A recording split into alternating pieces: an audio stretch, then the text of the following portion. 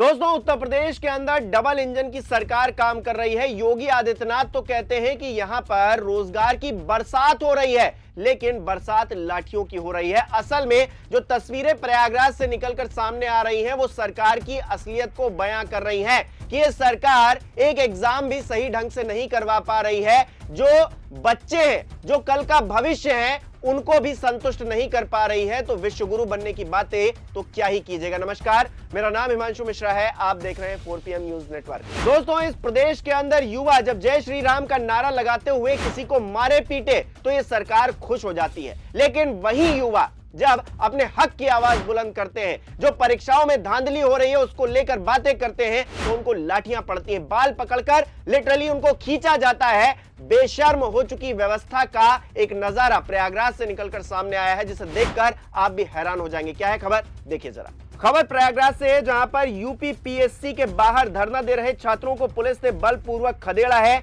झड़प भी हुई है। यूपी लोक सेवा आयोग की भर्ती परीक्षा में कथित भ्रष्टाचार को खत्म करने और पारदर्शिता की मांग को लेकर प्रतियोगी छात्र छात्राओं ने प्रदर्शन किया। पुलिस ने अब प्रदर्शनकारियों को मौके से बलपूर्वक खदेड़ दिया है। पुलिस और छात्रों के बीच झड़प भी हुई है।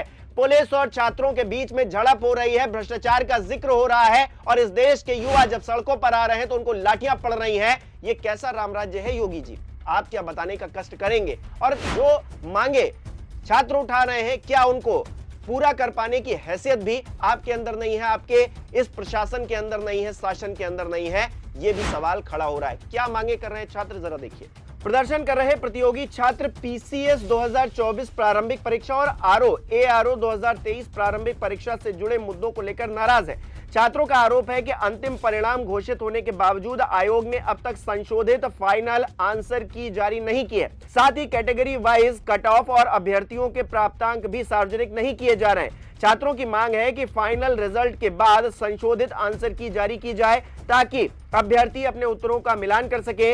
इसके अलावा सभी वर्गों का कट ऑफ और सफल व असफल अभ्यर्थियों के अंक सार्वजनिक किए जाएं। प्रतियोगी छात्रों का यह भी कहना है कि अलग अलग भर्तियों में प्री परीक्षा में कम से कम 15 गुना अभ्यर्थियों को सफल घोषित किया जाए, ताकि प्रतियोगिता में पारदर्शिता बनी रहे। लेकिन पारदर्शिता ये सरकार चाहती कहां है? दोस्तों, क्या आप जानते हैं भारतीय जनता पार्टी का खजाना कांग्रेस के मुकाबले 10 सालों में कितना गुना बढ़ गया है?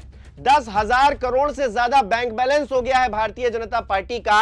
लेकिन वो भारतीय जनता पार्टी एक प्रदेश के अंदर जहां पर सबसे ज्यादा जनसंख्या रहती है, जहां का मुखिया रामराज्य की परिकल्पना को जमीन पर उतारने का जिक्र करता है, वहां पर छात्र लाठी खाते हैं और ये जो मांग है इसे पूरा कर पाने में असमर्थ है। सोचिए कितनी लाचार सरकार है। जो छात्र अपनी मांगों को लेकर धरना दे रहे थे, प्रदर्शन कर रहे थे, उनको जिस तरह से पीटा गया है उसको लेकर राजनीति भी गर्म हो गई है। क्या कुछ कहा जा रहा है समाजवादी पार्टी की तरफ से, देखिए। अखिलेश यादव ने ट्वीट कर लिखा है, बेरोजगारी की पीड़ा से गुजर रहे युवाओं के साथ अमानवीय तरीके से मारपीट व बाल पकड़कर अपमानित करने का जो काम उत्तर प्रदेश की भाजपा सरकार कर रही है, वो दरअसल भाजपा का सत्ता का अहंकार है, जो अमानुषिक बनकर अपनी ताकत दिखा रहा है। भाजपा ये ना भूले कि पढ़ने वाले युवा लड़ना नहीं चाहते हैं, वो तो बस साफ सुथरे तरीके से नौकरी की प्रक्रिया का शुद्धिकरण करवाने की मांग कर रहे हैं। हम प्रतियोगी अभ्यर्थियों के साथ नैतिक बल बनकर खड़े हैं। हम उत्तर प्रदेश लोक सेवा आयोग की दोषपूर्ण परीक्षा प्रणाली और भ्रष्ट चयन प्रक्रिया पर लग रहे आरोपों के संदर्भ में एक SIR की पुरजोर मांग करते हैं। भाजपा को इस बर्बरतापूर्ण व्यवहार के लिए युवा कभी माफ नहीं करेंगे। भाजपा के एजेंडे में नौकरी है ही नहीं, भाजपा जाए तो नौकरी आए, इस बात को अखिलेश यादव कह रहे हैं। इसके अलावा देखिए कांग्रेस पार्टी की तरफ से क्या कहा गया है। एक वीडियो शेयर करते हुए कांग्रेस पार्टी ने लिखा है, ये युवा बीजेपी सरकार में नौकरी मांग रहे थे, सरकार ने पुलिस भेजकर इन्हें पिटवाया, फिर हिरासत में ले लिया। पुलिस को हिदायत दी गई थी कि बेरोजगार युवाओं के साथ बेरहमी से पेश आया जाए, ताकि वो आगे से रोजगार मांगना भूल जाएं।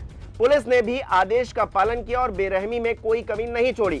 यूपी का ये वीडियो बता रहा है कि बीजेपी सरकार में नौकरी मांगना गुनाह हो चला है। नौकरी मांगोगे तो मारे जाओगे। सीधे तौर पर सवाल खड़े किए जा रहे हैं। और सवाल क्यों नहीं खड़े किए जाएंगे? इस देश का युवा अगर नौकरी के लिए, पारदर्शिता के लिए, भ्रष्टाचार खत्म करने के लिए अगर बात करता है, प्लेइंग लेवल एक फील्ड बनाने का जिक्र करता है तो फिर आप उसे पिटवाएंगे।